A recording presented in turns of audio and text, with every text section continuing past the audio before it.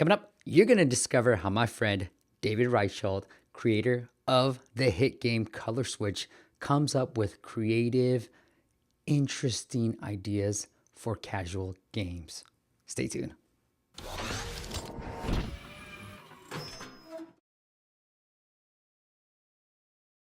What is up, App Nation? It is Steve P. Young, founder of appmasters.com, the place you go when you want action-packed content in the app business. In this video is a snippet of our most recent App Masters Virtual Summit, where David really broke down his process for coming up with clever game ideas. Now, if you want the full interview, you're gonna have to go check it out. It is appmasters.com/summit, appmasters.com/summit. But we're gonna do something cool starting next week, November 19th, where you will get the audio files in podcast form of all the interviews for 1 week only. So it's a special thing that we're going to try to do so to give people who missed the interviews a chance to catch up in audio form. So go to appmasters.com/summit and make sure you're on that email list so you can get access to all the audio files in podcast form next week, November 19th. It'll only be up until that Saturday, November 24th. It's going to be completely gone. So once again, go to appmasters.com/summit. And without further ado, let's get into today's video. And I love the way that you talked about Color Switch, in that you're grabbing things not just from the mobile gaming space, but from Gmail, from Uno, from Simon Says, and you were kind of combining all these ideas. And when I always talk about Color Switch, I'm like, the brilliance came from like the color switching and the mechanism. And I was talking to Kevin from Rising High, and he's like, the speed of the ball is actually, David improved upon that too, and that made a difference. So it's like these little tiny factors that went into building Color Switch. Yeah, anything. I mean, if you're going to have a chance to create a very inspired idea or product, or a product that can connect with people, you first have to be a person who is highly inspired. And what does that mean? That means you're looking for things that inspire you from everywhere. I mean, you could get a game idea from looking at a leaf on a tree. You could open a chemistry book, find information, and make a game out of it. You could look at a chair or a cat.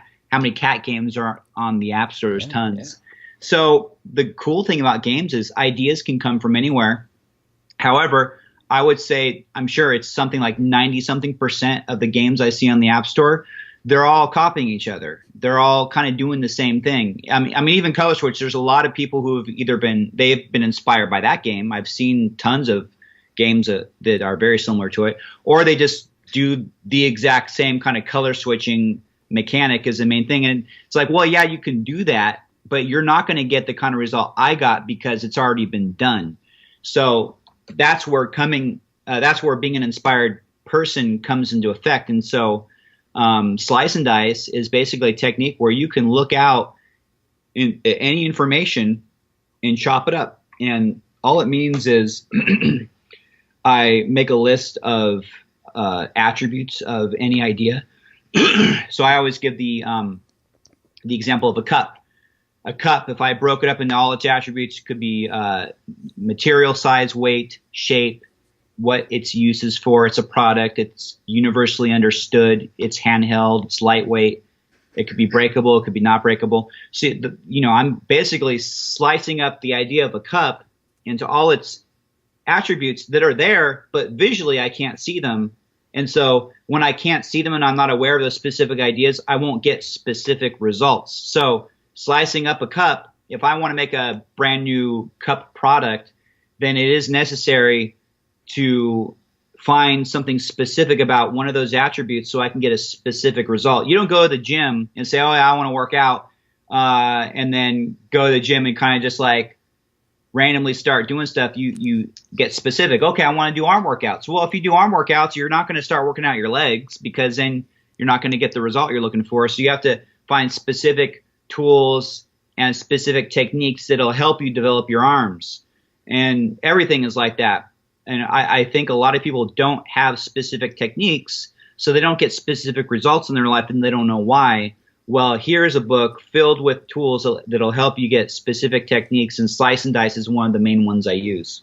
Yeah, and I think I'd love to get a little bit geeky, David, if you don't mind, where we can talk about like just some of the elements. So like when you have the idea, because I think too many times maybe we see color switch and we're inspired by it, we want to do something similar, and I think we're taking too many of the exact same ideas. Where I think where you did was you looked at it and you're like, how can I improve upon it? Because a lot of Yeah. the things that you drew inspiration on didn't switch colors. It wasn't like you're like, what if it's switching colors thing and go things up. Yeah. So there are a lot of games all the way back to the 80s, I'm sure 70s too.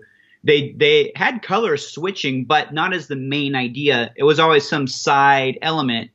Not, and I don't think it was really thought of as on its own something very important. So Pac-Man, you eat the big Pac-Man pellet, the ghosts change color. Mario, you get the flower, your outfit changes colors. You have the fireballs.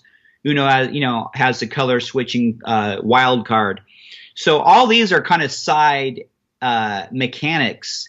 And so what I did was when I sliced and diced all these different things, I saw this side mechanic and I thought, man, what if I made that the main mechanic?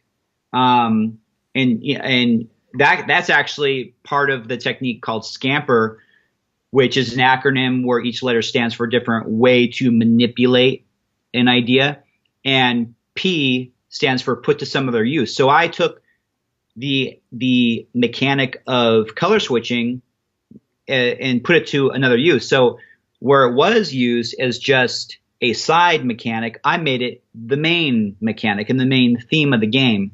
And because I did something different with it, I had a different result than those games had with it, not only in the game, but outside the game and how well it did. So, so yeah, there's like, I think of music too.